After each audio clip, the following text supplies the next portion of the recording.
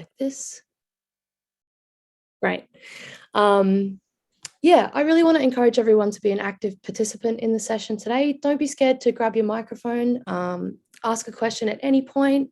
We're going to try and make it quite discussion focused today, rather than it just be me talking at you as a sort of lecture. So please feel free to jump in at any point. Beauty.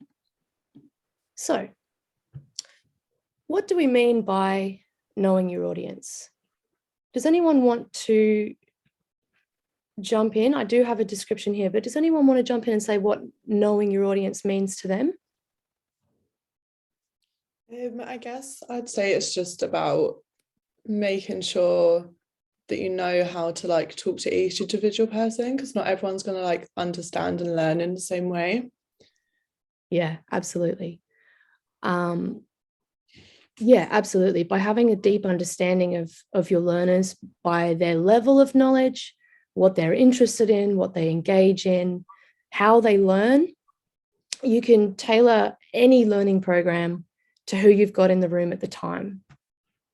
And it's really important to be an effective teacher and to make sure that your teaching is effective, productive, that everybody benefits from the training, and to make sure everyone stays engaged as well, and also to make sure that nobody gets left behind. A lot of educational research has gone into looking at why people learn or don't learn what it is that we try and teach them. And the results are predominantly coming back saying that teachers are the number one factor of effective learning taking place. And a big part of that is for us as teachers having the flexibility to tailor our learning programs to the person or the people, the group that you have in the room. I'd really like everyone to just go around the room and tell me, can you please let me know 3 things? First of all, which site you're from, how many staff you have in your group, and how long you've been in the guide dog role. So Jasmine, do you want to start us off? Yeah, sure. So I'm at Kelvin Grove in Glasgow. I have been in this role for like a week. Cool. And I think there is currently 7 people front of house. Yeah, cool. Thank you. Philippe, do you want to go next? Yeah. So Chancery Lane, Central London. Been a guide dog since, I don't know, like February, something like that. And I think my team is about 15 people plus the back of house. Yeah, perfect. Yeah. Who do we have next? Jamie, do you want to jump in? Hi, I'm from York, and I've been a guide dog since February. Perfect. How many members of your front of house team do you have there? Oh, 11, I think. Cool. Wonderful. Rowan, do you want to jump in? Hi, yeah. I'm based in Newcastle. Had my guide dog induction last week, and I believe it's 8 in total for me. Perfect. I've got Fannin. Is that how I pronounce your name? Oh, yeah. So I'm coming from Doghouse Edinburgh. We got 23 people on the team, maybe more in the next week. A lot of people just started to be guide dog in March. Yeah. Wonderful. Who else have we got? Hugh? Is that how I pronounce your name? It's Hugh, but Hugh works as well. I'm Edinburgh Cowgate. I've been guide dog for just over a month now, and we have about 10 staff members on front of house. Wonderful. Who am I missing, everybody? Have I said everyone? Oh, Nick. You got me. Did I? Sorry. Felipe, am I missing anybody? Yeah, just Felipe. Oh, Yeah. Felipe. Yeah, I'm from Brighton. I've been a guide dog for 2 months so far, and I think we are around 10, including the kitchen staff too. Perfect. 54, 60, 68. Alrighty, so collectively we've got about 70 people who we take care of on a day-to-day basis.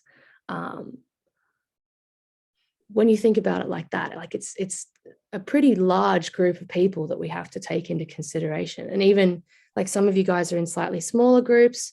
Some people like Fannin, you've got 23 staff, like some of you in bigger teams. It just makes it all the more important. I'm really glad you guys are all here today for the training. And having a look, it looks like most of you guys are relatively new to the guide dog role. So I really hope that this is going to be a useful training session for you guys. Thank you for taking part in that little activity. Alrighty, so let's move on. So in an ideal teaching situation, what you teach and what learners learn are going to be one and the same thing. However, there are so many different things that can act as barriers to the learning taking place. As a teacher, if you are aware that these barriers if you're aware that they exist, you can try and take steps to accommodate for the barriers to make sure that everyone can still engage with what you're trying to teach them. So I'm going to pose another question for you guys to think about. What are some examples for things that might act as barriers to somebody's learning? Language barrier. Absolutely. I don't know. A lack when that, of, oh yeah, sorry, go ahead. sorry, you go ahead, go ahead. Okay. I was just going to say a lack of base knowledge in the subject. Yeah, definitely. Lack of interest. Yeah, for sure. Lack of interest is a big one, which kind of ties into the level of knowledge that they've already got. We're going to go into that a little bit further soon. Motivation and anxiety. Yeah, definitely.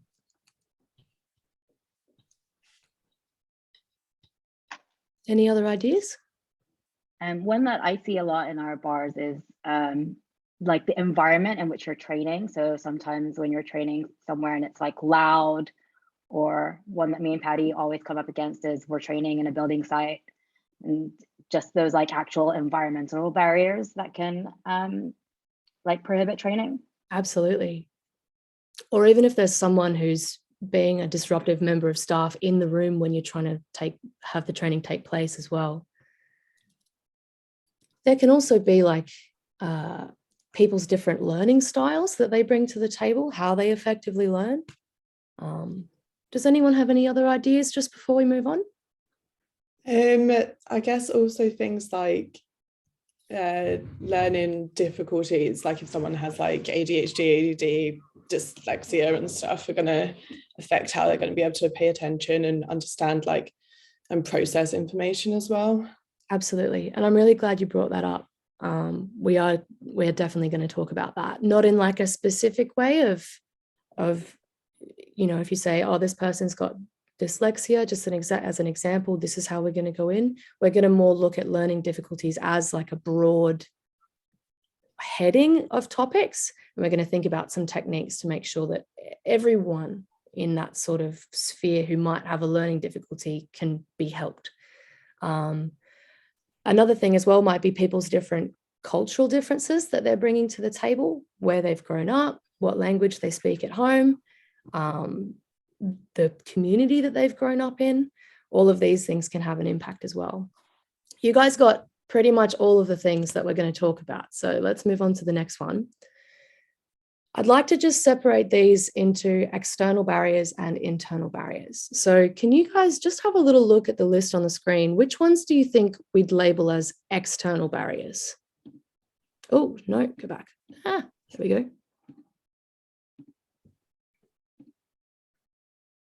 The environmental, like the environmental. Absolutely. And then what was the second one you said? The classmates. Yeah, definitely. So we're not really going to delve too much into the external barriers today, but there are things that you can do as a trainer to overcome them. So if you're planning a session in advance, you can make sure it's in a quiet room with not too many distractions. If you have someone in your session who you think is likely to be disruptive, you can be thoughtful about where you put them in the room. You might want to put them right next to you, or you might want to put them, if there's a manager in the training, you might want to put them right next to the manager. And you can also be thoughtful in how you divide the group up if you're doing any sort of group activities. So if they've got somebody that they, feed off each other's energy, you can make sure that they're separated out in group activities so that everyone stays on task. Internal barriers, though, everything else on the screen, it can be a little bit harder to detect, and it will make up the bulk of today's session. So I'm going to delve a little bit deeper into some of these things. Please bear with me. It is a little bit theory heavy. I'm going to try and keep it as succinct as I can. And again, if you need me to stop and rephrase, just put your hand up.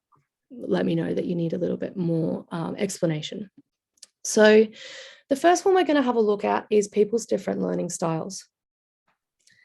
A few of you might already be aware of some of the theories around learning styles. The one which is really commonly used is the one that's on the screen here, the VARK model. So this is the idea that people fall into a category of their predominant learning style. So someone might be a visual learner, they might be auditory, they learn really well through listening. They might be kinesthetic, they learn really well by touching and feeling and doing. Or they might be more focused on a reading and writing approach, and they go really well with having information presented to them, and then they just copy it down or rephrase it in their own words. Has anyone here done the survey to figure out which predominant learning style they are? No one's done it yet. Is it something that you guys would be interested in doing? Yeah. Yeah. We can get that sent out to you. Do you have it, Eloise? I don't, but I can find it. We'll send it Yeah, out. we can When get it we sent send out. everyone the recording, we'll include a link to do the survey. It is quite interesting to figure it out. Like, I know I'm predominantly a visual and a tactile kinesthetic learner, but I just want to bring up something before we move on to the next point. So what do you think would be some training situations where knowing learning styles isn't beneficial? Where do you think it wouldn't benefit the learner to pigeonhole them into one of these groups?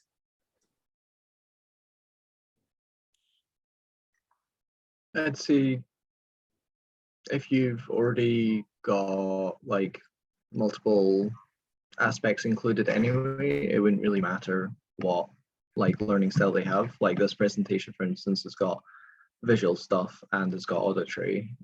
So knowing like what my learning style doesn't matter as much because you've already covered multiple bases. Yeah, definitely. And you've just gotten right to the very heart of the matter. If you're teaching to a group of people, you might, like, let's say you've got a training session where you've got 5 staff members and you get them all to do the survey and you get all of their results back. That's great. But how many situations are you going to be in where you know everybody's learning style far enough in advance to be able to design the session effectively? What's more likely is you're going to have a very, very broad spread of people who fall into different categories. And basically, if you make a session approachable to all of the different styles of learning, everyone's going to be better off because everyone is catered for.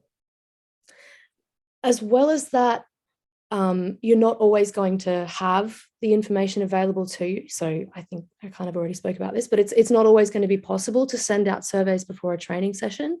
Like, just for example, us here tonight, like, I don't know how you guys learn. And then the last thing as well is this idea that it can be really beneficial for someone to know, oh yeah, I'm a visual learner. But if you say to them, you learn visually, then that kind of limits their ability, or it might limit their ability to take in other forms of learning. So, for example, if I think, oh, well, I don't learn auditorily, so listening to a podcast about this topic is not going to help me at all, I'm limiting myself in the type of learning experiences that I think that I can engage in. So, I don't know, I'm just of the opinion that, yes, it matters in getting this broad overview, but in terms of a very specific using these learning styles to lead your training, I think just having an awareness of it is enough. All right. Another point to just bring up on this one, Eloise, is that people's learning styles do change over time. So if you think back to how you learned as a kid, or, you know, back when you were in primary or elementary school, it might have changed to how you learn now based on just like how you grew up. Everyone is sort of evolves in their learning capabilities. So even if someone has done this survey, and like Eloise is saying, someone's done this survey and they, you know, they identify themselves as a kinesthetic learner, over time, their learning styles can actually change and they can actually become, you know, a real mixture of these things. So yeah, that's another thing to bear in mind. Yeah, absolutely. I feel like there's like a predominant learning style, but then depending on the topic, you might learn better something in auditory kind of learning style rather than visual. Or yeah, absolutely. If you think, and it's this, and vice versa. So if you're training something that's really a practical skill, like pouring the perfect pint, then yeah, that, you know, people will learn better when they're pouring a perfect, like when they're physically doing it. Whereas if, you know, they're studying, for example, say for Cicerone, then the way that they might learn would be more geared towards auditory or reading and writing, because that's how they'll absorb that information better. So yeah, absolutely, like that's definitely true. Yeah, you'd never make somebody write an essay on how to pour a pint. Yeah. Yeah, Nick, absolutely. So would anyone else like to discuss anything or ask any questions before we move on to the next point? Beauty. Alrighty. The next learning barrier that we're going to have a look at is different levels of knowledge. So we teach a very broad array of people at vastly different levels of experience and knowledge within our bars, which can make it particularly challenging in a group training situation. So if someone you're teaching finds the learning too easy, they might zone out, they'll disengage. And then on the other end of the spectrum, if you present information to someone which is completely over their head, they're just going to zone out as well. How often have you guys been in situations where someone explains something to you about, I don't know, like astrophysics or something, and it just goes completely over your head and you get that glazed look in your eye and you start thinking about what you're going to do tomorrow? So this idea of these different levels of knowledge within your group, you really want to try and meet the learner where they're at. And we're going to go into a bit more detail in this later. There's this fabulous theory. If any of you are interested in doing some further reading on this topic, I've just linked it at the bottom of the slide, this idea of the zone of proximal development. So there's this idea that the individual sits in the center and around them is stuff that they can learn really easily on their own. And then on the very outside, there's things that they would find too challenging to learn, even with help. And then in the middle, there's this sort of Goldilocks zone where it's a little bit of a stretch for them to learn the information if they have the help of the teacher or the help of technology or the help of tools. So this idea of the zone of proximal development, or ZPD is what it's also called. I don't expect you guys to like remember this or start applying it straight away, but it's just really interesting to keep in mind that people learn best when the information is just a little bit more challenging than what they already know. And you can work on it incrementally. We're going to go into the next one now, which is kind of a biggie. It's this idea of learning difficulties. So I'm going to ask another really broad question here, guys. What do you think the learning process looks like? If I don't know something and you want to teach me something, what's going on inside my head when we learn? It might be a bit of a tricky question. I'll explain it to you how I kind of conceptualize it. So there's this idea that for everything that you learn, you take in the information, you have to process it, and then after that you commit it to memory, and it's how well you can recall or utilize the information. So the learning process is a series of steps that you undergo that you're probably not aware that you're doing. So when we talk about learning difficulties, I mean it as anything that can act as a block for any of these steps of the process from occurring. So, for example, literacy issues might impact how somebody takes in the information, or if it's in an assessment, it might affect how they're able to recall and utilize the information. Difficulty concentrating might affect taking in and processing.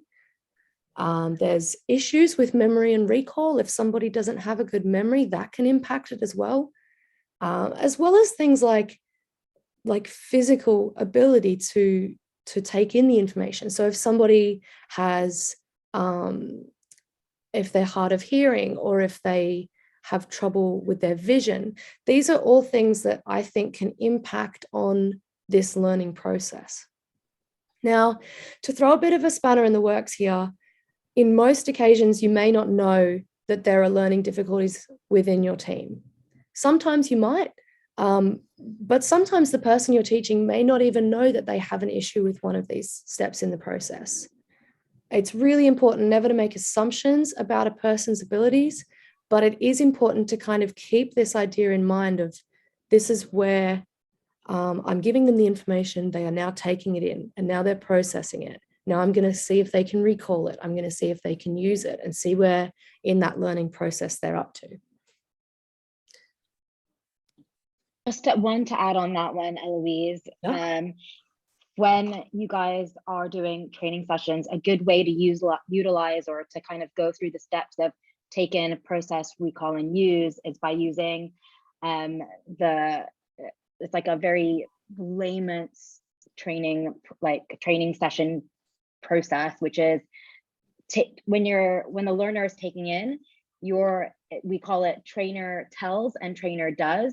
So you're telling them what to do and you're also showing them how to do it. When they're processing, you then get them to tell you. So trainee tells, trainer does. So the trainee will then, sort of tell you, and then you do it for them. So they're kind of processing that information while they're watching you do it. And then recall is trainee does, trainee tells. So they're doing it and they're telling you how to do it. And then when they're in that use stage, it's just trainee practices. So it's just practice, practice, practice until it makes perfect. And that's a nice way for you to be able to see all of the stages of the process throughout the session, and you kind of then pinpoint where they're getting stuck at in that process of taking it all in. So it's very weird to hear this from you guys, because you know better than any of us, I reckon. And then you think like, oh, fuck, I've done this before, like without even wanting to. So yes, it's great to finally understand it better. Yeah, absolutely. It's really would you be able funny. to just Oh, sorry. would you be able to just go through those 4 again? Yeah. Okay, I was just wanting to make a note of them. Yeah, of course. So the first stage is trainer tells, trainer does.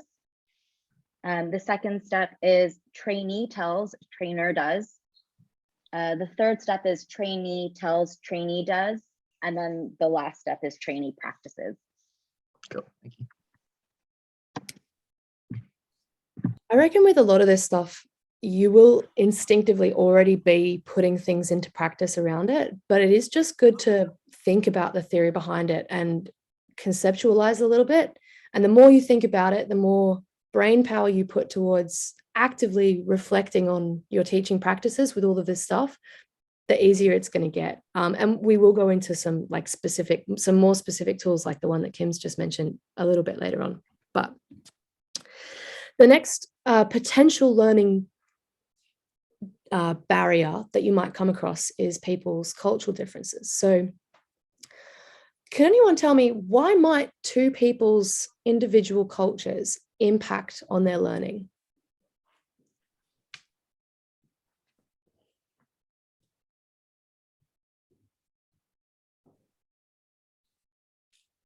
I'll tell you a story.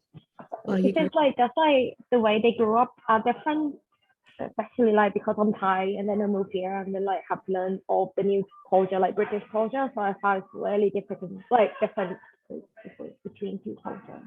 Yeah, absolutely. And the context in which you come from, like some of the things that people might be trying to teach may not resonate with the context and the culture that someone comes from, because they just don't have that same, I guess, like shared understanding, for want of a better word. I don't really like the way that that's phrased, but you know what I mean. There's actually something else that happens with culture and language and learning, which I only learned about recently. So I'd love to share it with you guys if I may. So the reason I've chosen this image is that I recently read a paper where two educational researchers from South Australia went back into their home community. So they were both members of the Wik Indigenous community, which is one of the Indigenous tribes in Australia. They went back into their community and then they analysed themselves and their own learning as they engaged with the elders in their community and the practices of their community. It's worth mentioning both of them grew up with English as their first language, but they could both speak the Wik language as well. And what they noticed was that because in the Wik community, they highly value storytelling as a teaching tool, the two people, they were brother and sister, I think, their learning processes were so closely linked to active listening and auditory styles of engaging with learning. It's such an interesting paper. If you're interested, I'm not going to hold you to it, but if you're interested, the link to the name of the paper is there on the screen. And I just think it's really interesting to think about that people's language and the culture that they grow up in and how that culture teaches and learns, and the relationships between different members of the community can all have an impact on people's cognitive processes and the way that they learn. And it can feed back into the learning style, and it can feed back into how they process and absorb and recall information. Now, in terms of a practical day-to-day use for this, I think it's very problematic to base your assumptions of a person's learning style on the culture that you perceive them as coming from, because that can lead to massive stereotyping. But I think still having an awareness that the learning process can be linked to culture is an important thing to have as a teacher. Which brings me to, quite neatly, the next point. You guys might have seen this already. I'm just going to play you a little clip. Please stop me if the audio doesn't work. I really hope it does. You know how frustrating it is to have to translate everything in my head before I say it? To have people laugh in my face because I'm struggling to find the words? You should try talking in my shoes from 1 mile. I think you meant... I know what I meant to mean. Do you even know how smart I am in Spanish? Of course you don't. So you guys might have seen that clip before. It blew up. And he learned Spanish, by the way. Pardon? He learned Spanish for her, by the way, in the end. Oh, bless. Good, as he should. Yeah, this clip kind of blew up at the beginning of COVID because that line, "Do you know how smart I am in Spanish?" obviously resonates with so many people around the world. And I'm sure you guys all knew this already, but just because somebody, maybe English isn't their first language, that does not mean that they can't learn what you're teaching. People who have language barriers might just need a little bit of time to process the information, or they might need you to rephrase it or clarify the points that you're making. It's your job as a trainer to make sure nobody gets left behind. So if you have people in your team who you think might have a little bit of a barrier with language, make sure you just give it enough time to make sure everyone's on the same page before moving on to the next point. Yeah, that kind of brings us to the end of like the bulk, like theory part of the session, guys. No, we've already watched that. Thank you. Let's have a little think about what you do with this information. So let's say you've got a group of 5 learners. None of them have any learning difficulties. They all grew up speaking English as their first language. They grew up in similar homes, in similar suburbs. The topic that you're teaching, they all have a very similar level of knowledge and understanding of the topic. You've gotten them all to complete a questionnaire. What do you know? They're all the same learning style. Let's say they're auditory. great. They're all exactly the same. They're cookie cutters. You can just present to them in like a lecture style, and you can kind of assume that they're going to absorb what you're saying, processing it, taking it on board. How often are you going to come across a situation like this? Never. Never. And how boring does that sound, by the way?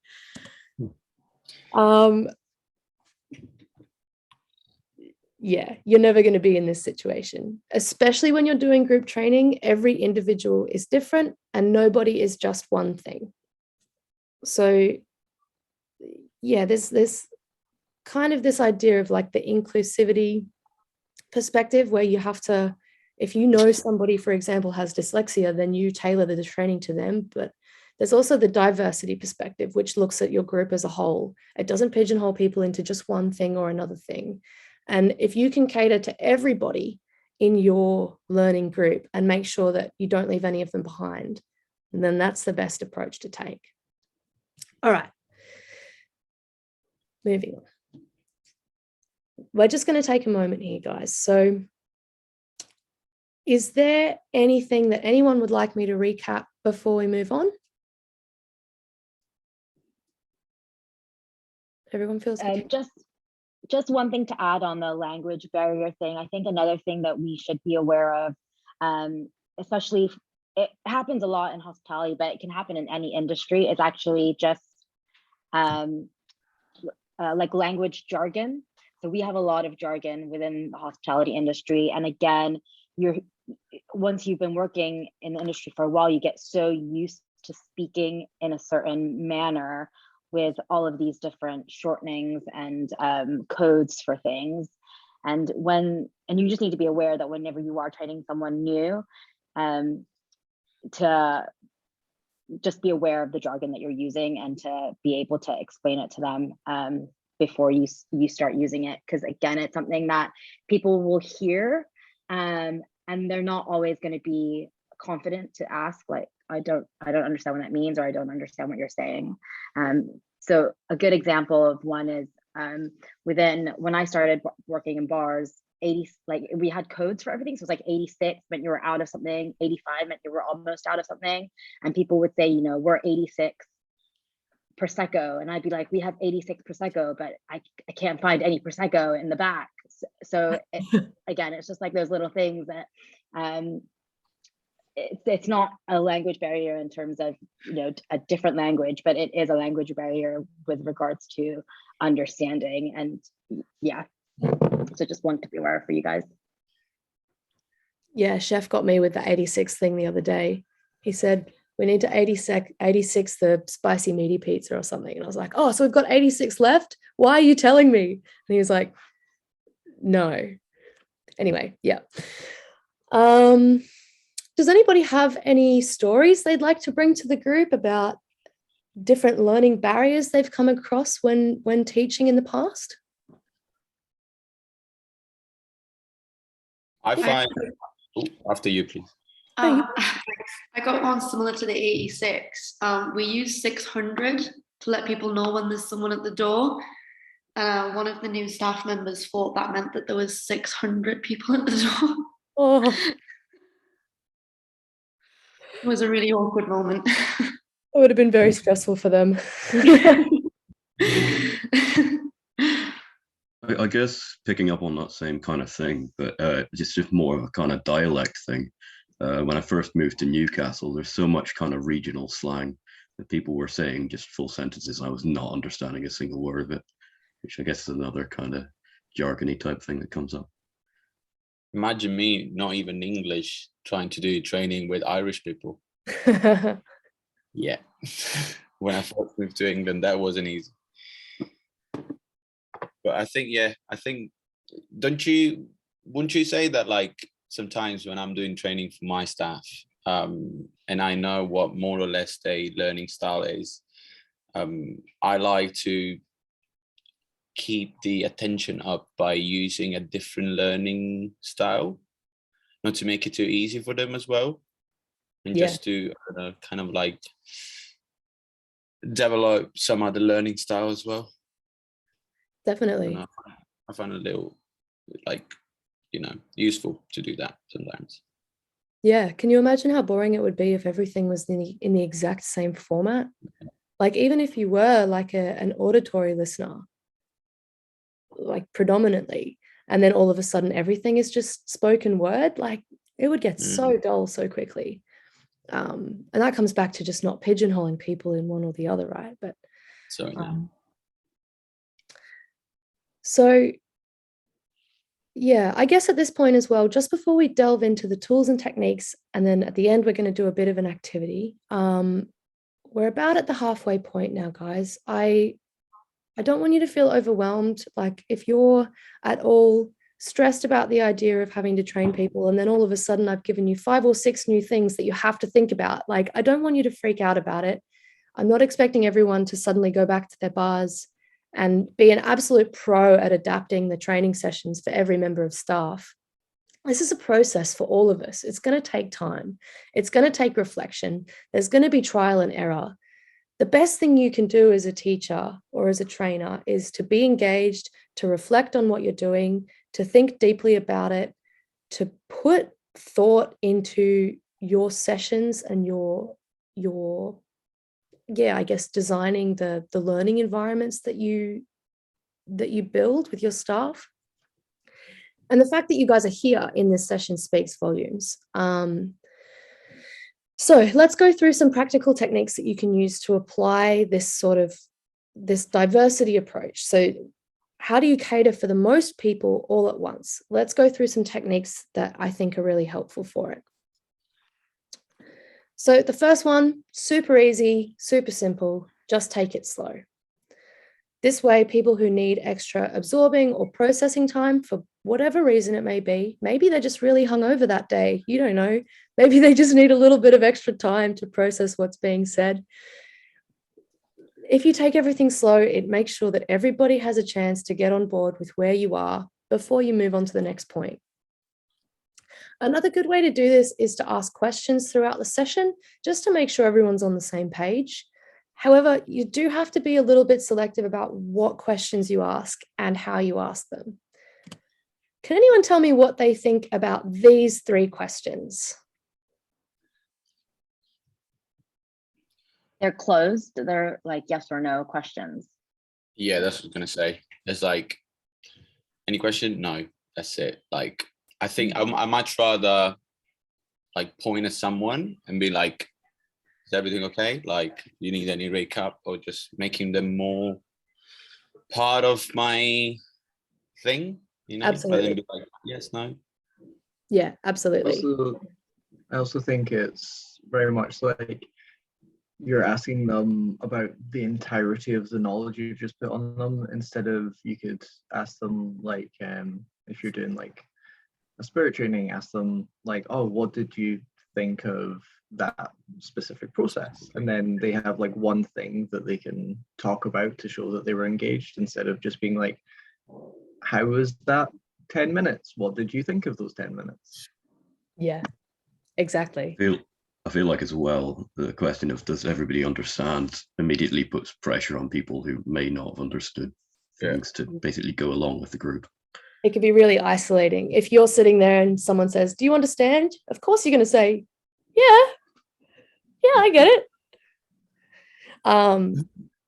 Yeah, you've hit the nail on the head. These questions are super closed. They don't give you any indication of whether people actually understand what you're saying. Plus, if I sit here and I say, oh yeah, does everybody understand? No one's going to respond to me. Everyone's just going to sit in silence and wait for someone else to say something.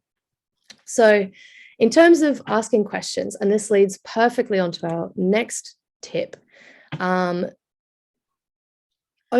open questions, inviting people to, like inviting a specific person to respond, asking them specifics, or asking them to give you an example of something that you've just spoken about is a really good thing. At this point, I was going to be really meta and say, can anyone give me an example of a question? But you guys already did it during the session. Does anyone have any other examples of questions that they could ask here in place of these ones?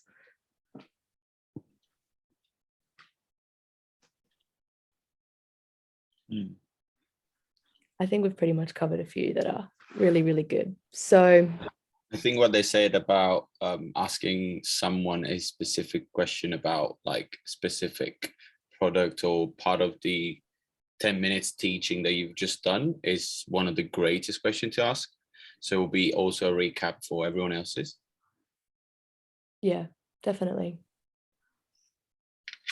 So the next thing is about a structured way to ask questions effectively. So we've already kind of touched on this, but as well as taking it slow and making sure everyone's up to speed, effective questioning is a really, really handy tool for a teacher to have under their belt. It's probably the one that I struggle with most as a teacher. It's something that I'm aware of and I'm working on it. But this idea that questioning and leading discussions don't just have to be to guide a discussion. It can also be used as an assessment tool. You can use it to gauge where your learners are at. It can engage people with deeper thinking about a particular topic. It doesn't put stress on them like a formal exam or an assessment task. It's more just if you're engaging them and you're making them, you're probing, you're getting them to think deeper about it. It's a learning tool and an assessment tool, I guess is what I'm trying to say. So we've all had experiences when we ask a question to the group and it completely falls flat. Nobody responds. Maybe someone does respond, but everything just goes off on a wild tangent and you lose control of the room. I find it really daunting as a teacher asking questions to a group of learners. And I think it's because I can't predict what's going to come out of someone's mouth. I can't visualize how the session's going to go in my head, so I freak out a little bit. But these 5 steps are really handy to help you structure your questioning in a way that helps you to lead the discussion in a productive way. So first one is prime everybody. Let them know you're going to be calling on them to answer a question. This means that if anyone's just sitting there doodling in their notebook, they can pay attention. When you pose the question, again, we've already talked about this. Think about the phrasing of the question, thinking about how you ask it. You want to engage them in deep thinking without becoming too abstract. Do you guys remember a few slides ago when I said, what is learning? Way too abstract. That was way too complicated for where we were at the time. So you want to make sure that when you pose a question, it's relevant, it's specific, and it leads them in a particular direction, but also have the flexibility to veer off if it goes somewhere else. The pause, which I think is probably one of the hardest things to get right. So when you pause after you've posed a question, it takes everyone a little while to process what you've asked, and you want to give everyone a chance to think about what you've asked them before you move on to collecting answers. There'll be like this natural lull before anyone puts their hand up where everyone's kind of thinking about it and then waiting for everyone else to have a go. So just make sure you give them long enough between the question and asking on an answer.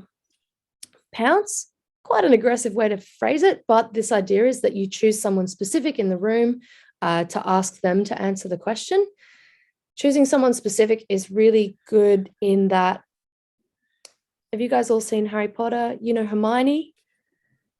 She's always got a hand up. She always wants to answer the questions. Like, having someone like that in your classroom is really useful because it means your questions never fall short. You're always going to have someone to answer, but it doesn't gauge where everyone else in the room is at. It's like you're just having a one-on-one discussion with that person. And we've all been in classroom situations where everything's going completely over our head and the teacher's over there having a chat to someone miles ahead of where everyone else is at. If you're pouncing on certain people, if you're asking individual people, make sure you throw it around the room to different people. And then there's proceed. So this is the idea that from an answer that you get to a question, you can either ask another question to get them to go a little bit deeper into the topic. You might proceed from the question in a guided discussion, or you might proceed from the question by moving on to the next topic. So I guess whichever way you want to go from there. Yeah. Good. Would anyone like to add anything about effective questioning before we move on? Yeah, just one from me. So the pause part that Eloise was talking about, you guys, I know from experience that I hate the silence part. And now that more and more training sessions are happening on Zoom, it's even worse because that silence it can feel like an eternity. But what you'll notice is that once you've posed the question and you've given them that pause, people will start talking at the same time and people will start talking over each other because, like Eloise said, they need a little bit of time to process the question, and then they in turn also give a little bit of silence, so because they don't want to be the first person to speak. So don't be afraid of that silence. Don't feel like you have to fill the space with chat in between. And I know this from watching training sessions of myself previously, but I know I'm one of those people that proceed a little bit too early. And it's something that I'm working on, but just be aware that you need to be giving yourself a long enough pause after that question. Don't feel like you have to fill that silence when you pose a question, okay? Yeah, I feel exactly the same about myself. I hate the gap. It's so hard. But it's a really good skill to master. Sorry, what did you say? Also, because they're all looking at you. That's the point. Yeah. Fuck. Yeah. So it's not great. Can you just do me a favor, Eloise, and recap it in like 30 seconds? Yeah, I can. Thank All you. right. So prime them. Tell them you're going to ask them a question. This makes sure that everyone's paying attention. Everyone's ready to receive the question you're about to give them. Pose the question. Think about how you phrase it. Think about how specific you want to get into the question. Pause. Then pounce. Throw the pounce around the room. So pounce, ask different people. I don't really like the word pounce here, but whatever, it starts with P. So throw it around the room so that everyone has the opportunity to speak. You have the opportunity to gauge where the room in general is at, not just where Hermione Granger is at in the front row, and then proceed. So whether that is to use their answer to a question as a discussion, whether you want to follow up the question with another question, or whether you want to move on to the next topic. Yeah. Sam, thank you. That's okay. Alrighty, let's move on to the next tool. This is one that I'm actually kind of excited about. Well, I'm excited about all of it, but this one specifically I'm really excited about. So this idea of observation. It's something that we all do. During service, you notice that one particular staff member is pouring a beer and the head is flat. Someone else isn't really clearing in their section. Someone else has run food to the wrong table. You make observations all the time about the people around you and how they're going. Also, forgive the slightly creepy eyes here. It was the only ones that I could find. Yeah, one of the most valuable tools at your disposal is observation, but it's how you use your observation which can set you apart from other trainers and other managers. So one useful way of turning observation into a reflective tool is by keeping a teacher journal. This is a practice that I've just started doing, and it's a skill that you can work at over the course of your training career. So the idea is that it's a journal that's just for you. You can write in it observations about whatever you want. It doesn't have to be about staff members. It can be about, I seem to notice that not many people know how to change a keg. Like maybe we could focus on that for the next couple of weeks. But if you are using it to observe your staff, knowing your audience, it can be a really useful tool to gauge where they're at and keep a record of it so that you can base decisions down the track on what you've observed. So I'll give you an example. If I'm working on CBS with a particular staff member and they express to me that they feel they're at a bit of a loss and they're having a lot of difficulty retaining the information, they've read over the CBS workbook multiple times, they just don't feel like they're getting it, And then I engage with them in a discussion about a particular beer style. What I might realize, or what might become clear to me, is that they're having trouble connecting the ingredients to the flavors that they impart on the beer. If I write this down in my journal, the next time I have a discussion with them, I can bring it back to basics. I can spend a little bit more time with them on ingredients and what they give to the beer. Or if I know that that learner is a visual learner, I might send them a link to a YouTube video, which might help them. Or I could invite that staff member to come and take part in a brew day if that's something I can offer, so she can see everything coming together. Oftentimes, just the simple act of committing the observation to paper will help be the mental trigger that you need to think about it a little bit more deeply and start to think of some strategies that you can use to help that learner and to meet them where they're at. Does anyone already do this, by the way? I've done it on my last opening because they were all new to Brewdog, so that helped a lot, really, because it's more than like most of the things were needed to be covered for everyone, but certain things I knew that certain people needed more or in a different way. So even that, just that little note helped me not even mistaking them, but keeping a high focus on each and every one of them.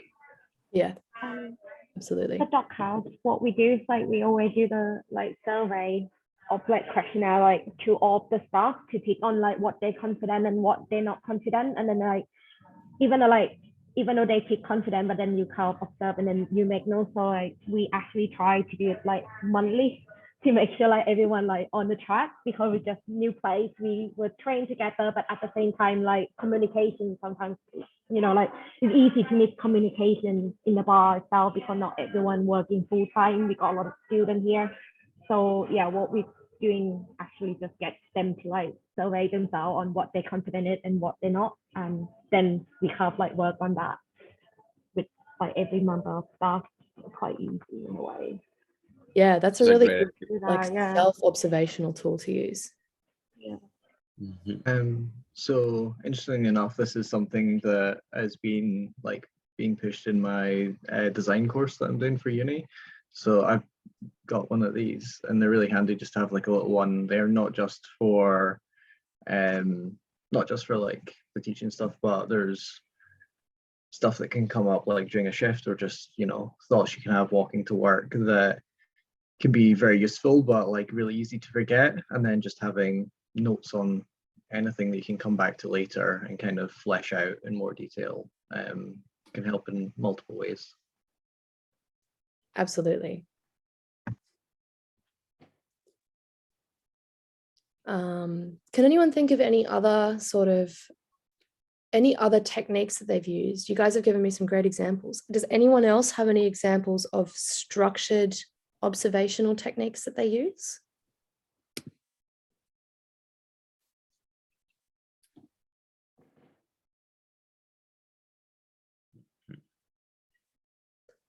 I've been really enjoying keeping a teacher journal. I think it's already helped me, I guess, conceptualize the learning process.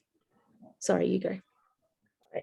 In our bar, again, as I say, we have a lot of part-time, do opening and closing, and everyone always forget the list. So what we do is we print it out every week on okay, if you close the bar, make sure you remove the black card notes, make sure you wipe the floor, or all the lists that people have to tick before the end of the night to make sure everything been done, or when it's quiet bar, what we should do and things like that. So we have that in the Dog House at the moment. I'm not sure anyone else do the same. We're quite a big team, so I would say it's easy to miscommunication, or people forget what to do because most of them are part-time. So yeah, so we have that Dog House as well to make sure everyone remember what they have to do. Yeah, absolutely. And then as well, you can use that as a tool you can see if there's certain things missing that you could address with a training need. So if every night someone ticks, yes, I've mopped the floors, but the floors are filthy every day, then you can address it and say, okay, well, obviously there's something that's going wrong somewhere in this process. let's see what it is. Yeah, absolutely. Something that I like to do, like when it's quiet, for instance, is, or just if it comes up naturally in conversation, is just like drop little questions about like product knowledge, especially on people that I think might not have such a good question, or like mention something about like one of the new beers we have on draft. Oh, I quite like this. What do you think about it? Or, oh, look at the spirit. Like, I love the Balvenie 12. Have you ever tried it? And then have a little conversation about that and just see where they're at about like different products and stuff like that. Yeah, absolutely. Interestingly, I was going to wait till the end to bring this up, but next month, the training session is all about making the most of in the moment training opportunities, which is going to be the predominant sort of training that we engage with on a day-to-day basis. It's hospitality. Most people learn on the job. So we're going to do a session for you guys next month about taking advantage of those, which I think will be really great. We might move on if that's okay, guys. We've only got a couple more slides before we jump into an activity, and it looks like we're running a little bit close for time. So we might jump on to the next one if everyone is okay. So this idea of scaffolded learning kind of fits in with that barrier that we talked about of people's different learning levels. So if you've got a big group of people who, some of them are really experienced, they've been in the bar for a long time, they know beer really well, they've been in hospitality their whole life. And then you've got someone else on the team who is brand new. They've never worked hospitality before. They've never worked for Brewdog before. They don't drink beer. Like, delivering a training session that is beneficial to both of those different people can be really challenging. So, and as we kind of discussed before, it can lead to equal levels of disengagement for both of them if it's not structured effectively. So one technique to get scaffolded learning in your sessions is to start with the basics and then build on them and get more and more higher order thinking, more and more in depth. You can use effective questioning, the slide from before, to get them to this point. But if you start with the basics, and you have to keep making it engaging, because if you start with the basics and, you know, this person who's been in hospitality for a long time might zone out straight away. But then as you take these steps to get more and more complicated, this person is going to come with you, and this person is going to jump in where their knowledge is up to. Let's think of an example. Somebody pick a training topic. It can be anything. Boiling pipe. Boring a pipe. Excellent. Let's choose who our learners are. So you've got one, it's the same two learners I mentioned before. One of them's been in hospitality for a really long time. One of them hasn't. How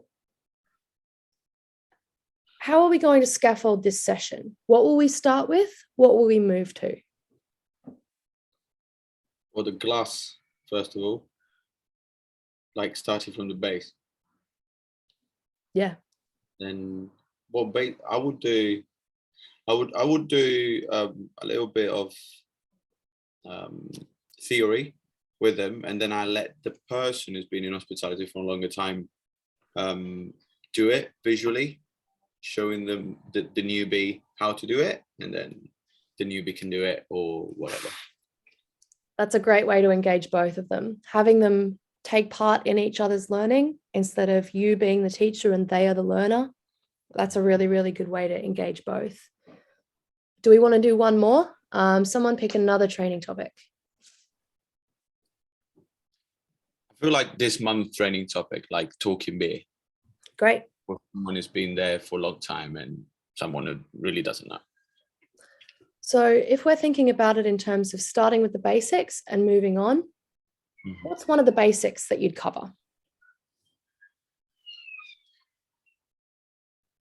Well, I want to say like the question to ask. Yeah. What do you So, say yeah. when someone approaches the bar? And then the next step would be, how do you respond to that question? And then the next step might be, okay, someone comes to the bar and they don't normally drink beer, but they do drink whiskey. What flavors might you recommend to them in a beer based on the fact that they like whiskey? And then you could go even deeper into it, and you could talk about the similarities in, and this is sort of probably going off on a bit of a tangent, but you could talk about the fact that whiskey and beer both come from a wort mash base.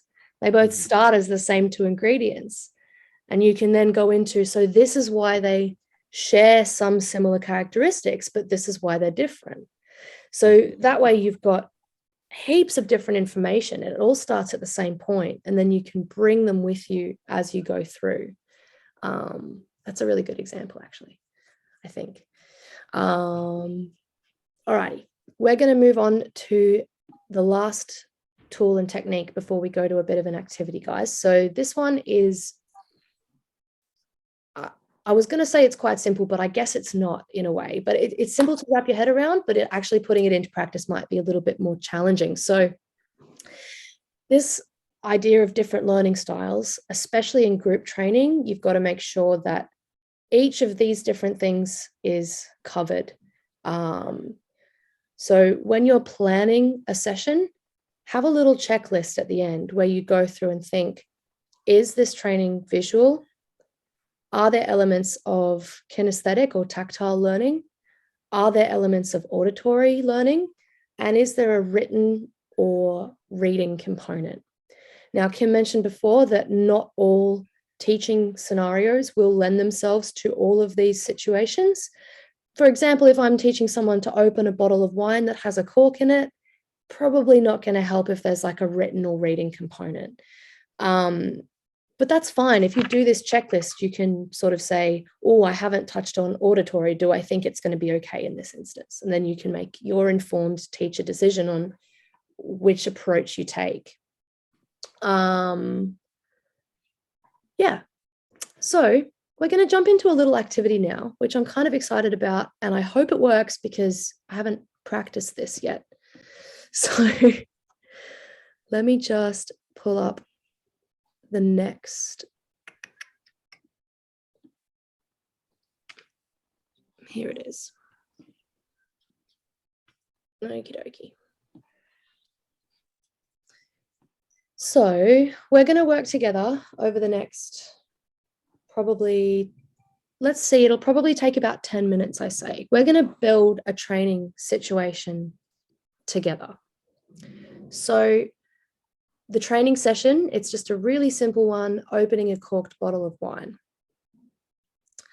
So I'm going to go around the group and get you guys to pick some answers here. So let's go. Fannin, can you tell me how many people are in our group? It can be any number. 9. 9. Perfect. Let's go to Huel. Do we know them? Not very well.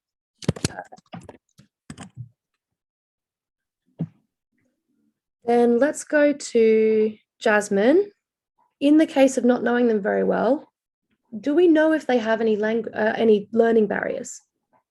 Well, they could do, yeah, if we don't know them well. So we don't know if they do, but Be they aware of it, yeah. Oh, you're not typing. There we go.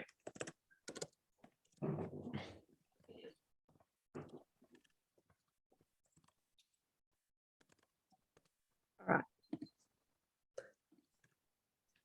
When we think about our learners, let's go to Jamie. What level of knowledge are our learners at?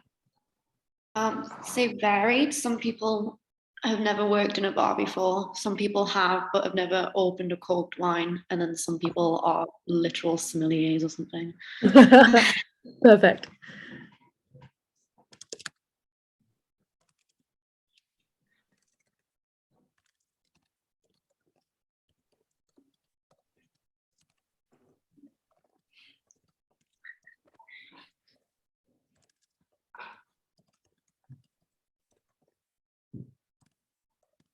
Right. Rowan, do we know their learning styles? I'd say no.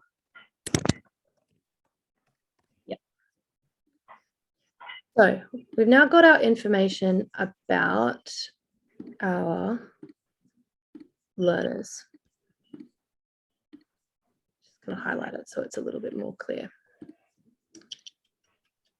Let's have a think now. What techniques would you use to structure this in a way that the learning is scaffolded? So what are you going to start with and what are you going to move towards? Anyone can jump in here as soon as you think of something you want to say. So I'd start with just an introduction to all the aspects of what you're going to be using. So like, this is a wine bottle. This is like the foil top. There's a cork inside. This is going to be your waiter's friend. These are all the different aspects of your waiter's friends. So just like starting with a really clear layout of everything that's going to be used in that session for that day. Perfect. I think I would then, on the same vein, just explain the process, like before there's any action done, just walk them through what the actual process is going to be, using all of those things. Perfect.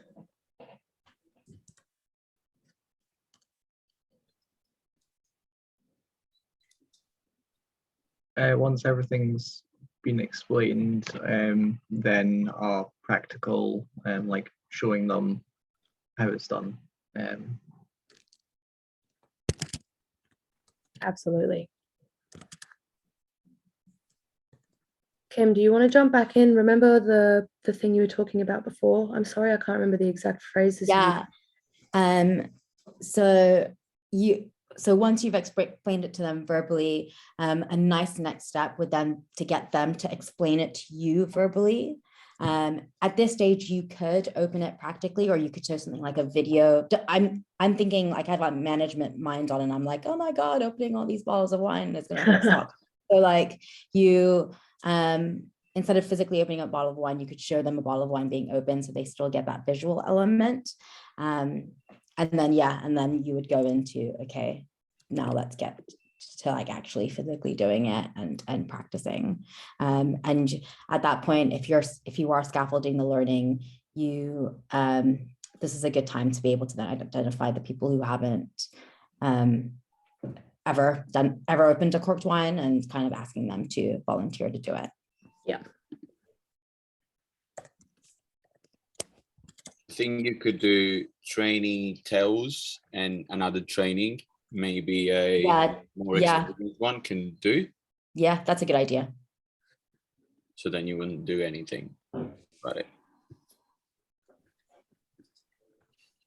The trainee tells, is that what you said?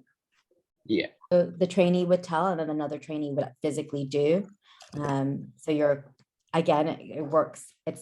It's a really nice way to scaffold it, because you can get one person who has opened a bottle of wine to kind of walk them through it, and then the person who hasn't to do it. So it's just nice. Yeah, absolutely. After we've done this, we could like split them into like very small groups or partners and ask them to discuss what could potentially go wrong when opening a bottle and how they would approach amending that. Yeah, it's nice. It's like reflective learning on the back end of it, which is always good. It goes into a little bit more of like a higher order thinking about it as well. Perfect. I think it gives the people who have a lot of experience a chance to actually get involved, tell people. Show off a little bit. Yeah. Is there any steps in this process where you would want to introduce effective questioning?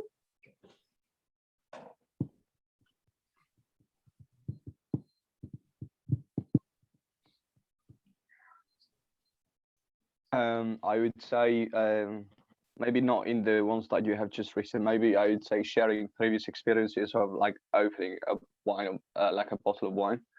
I think that also recalls like memories and even like important events when you might have screwed up that thing, or maybe your family members have also done that. So you can from, let's say, from a funny memory, you can also like say different things. Why is it bad or why is it good? Like to open it that way. Absolutely.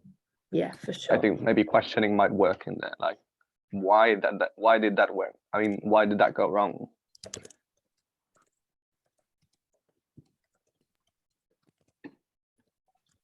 Yeah, the what could go wrong step that we put at the end of the scaffolded learning is sort of part of that effective questioning.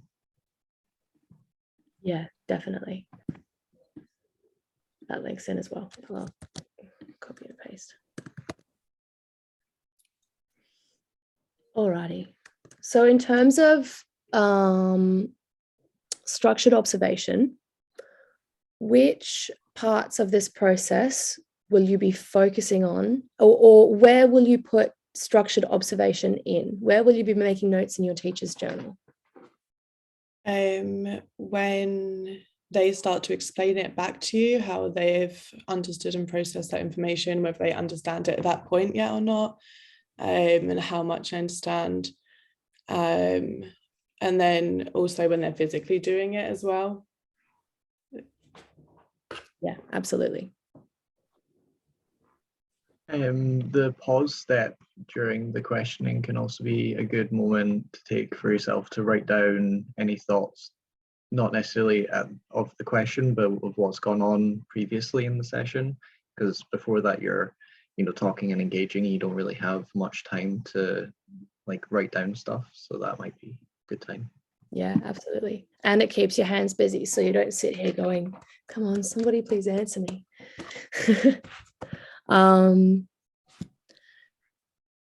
So let's just have a quick little run through our checklist.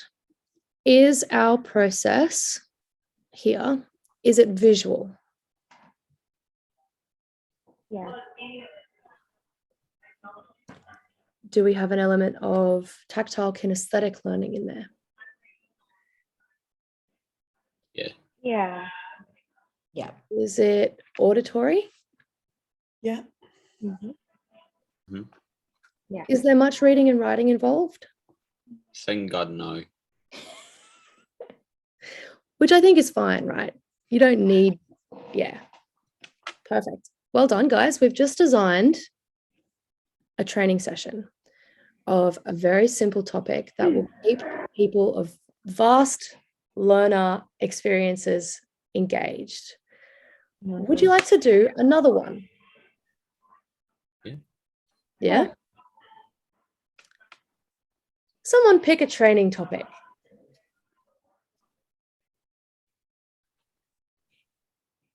Line cleaning. Great. No.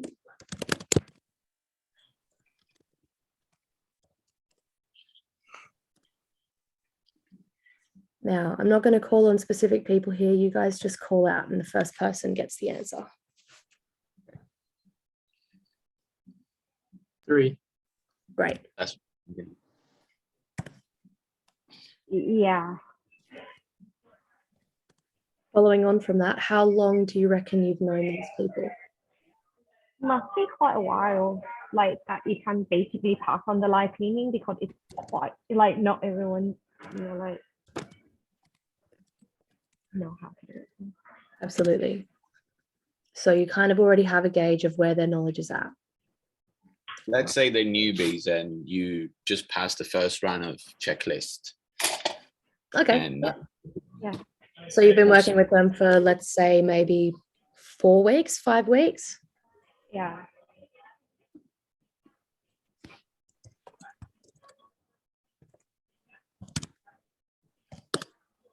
Do we know of any learning barriers? yeah. Any specific? More like technical stuff. Like in this case, you need to know what a coupler is and pipelines and all that stuff. I guess environment also. Yeah.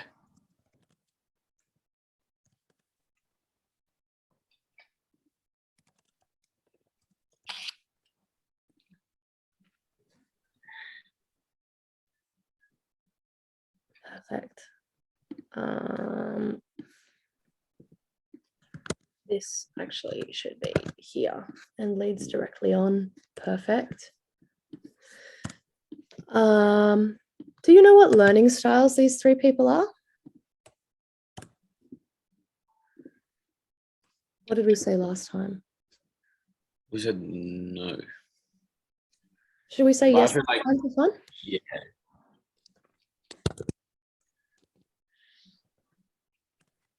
So for our three people, let's pick a predominant learning style for all of them.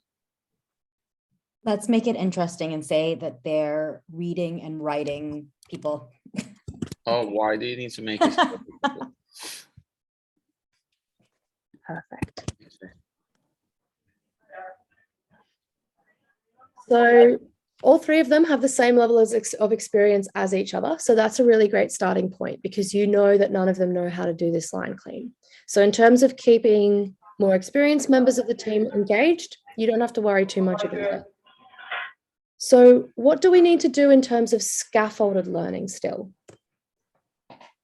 You'll still need to challenge them. So even though that they have been working in the bar for 4 to 5 weeks, so they have some knowledge, well, they should have some knowledge of the draft system. So you'll still need to be able to challenge their learning and their knowledge to an extent where it's interesting for them. Yeah. So I feel like after 4 weeks, they surely seen someone cleaning a line. So I might ask them to, I don't know, kind of like list all the tools that they need. yeah.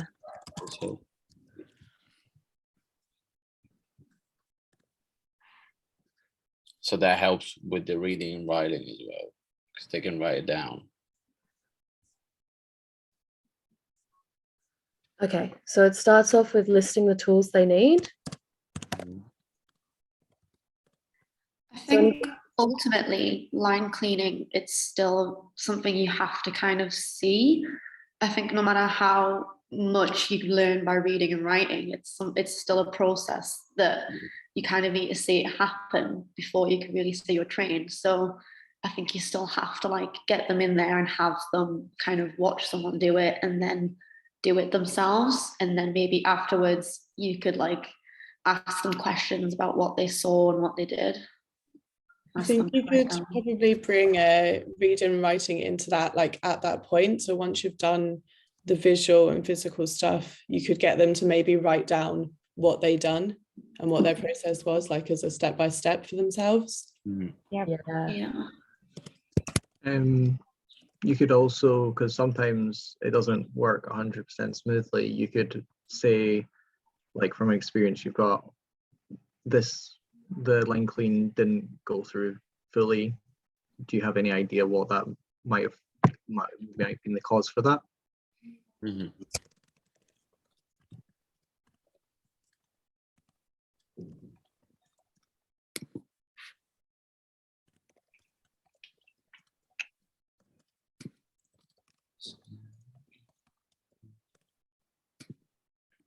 Perfect.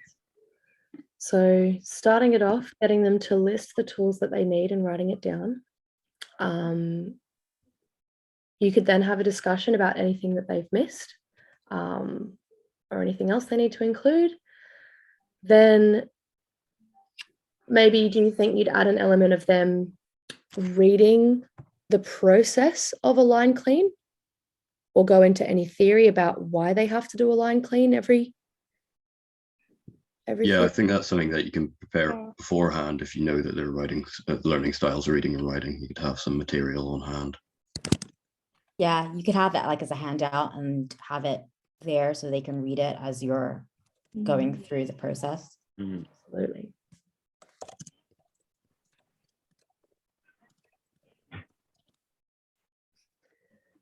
Once they've done that, then they go and do the line clean. And then afterwards, they have their written reflection. Perfect. A handout would also be useful because when they go to do it for themselves the first time, they would have that list as well, meaning like, oh, I can't remember this one aspect, check the list. Oh, that's how it's done. so can anyone else. So it's a win-win. Yeah. So is it, at what point in this process might we do some structured observation?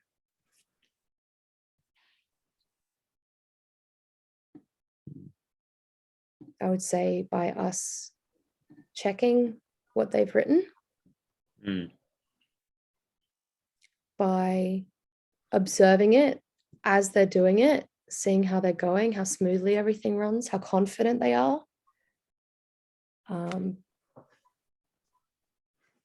And then by also reading over their written reflection and maybe having a little bit of an effective questioning session at the end about what they've written, which is all down here. Now, in terms of different learning styles, I know we've already established that they are predominantly reading and writing. Is it still important to make sure it's visual, tactile, and auditory as well? Yeah. Yeah. Is it visual? Have we made it visual for them? Yeah. Yeah. Is it auditory? Yeah. Yeah. It's definitely tactile. And it's definitely reading and writing. That's awesome, guys. Well done. Thank you for that. That was heaps of fun. I was actually really worried that that wasn't going to work, but I think it did really well. Okay, I'm going to go back to the slideshow now, and we've got a couple more slides, and then we are done for the day.